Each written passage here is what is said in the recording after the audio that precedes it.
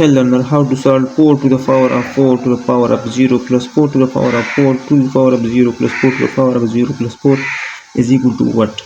So we know that the basic rule if b to the power of 0 is equal to 1. I mean if any number to the power of 0 is 1. So apply the same rule here.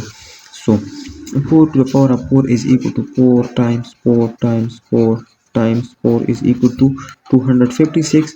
So here 256 to the power of 0 plus 4 to the power so it's the power of 4, so 4 and 4 to the power of 4 0 is 1, then 4 to the power of 0 is again 1 and plus 4 is itself. So here 256 to the power of 0 is 1 plus 4 to the power of 1 is again 4 and 1 is 1 and 4 is its place.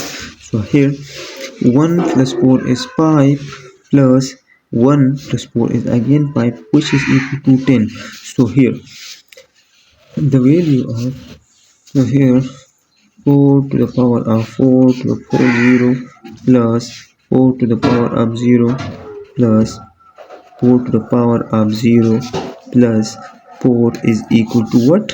Which is 100.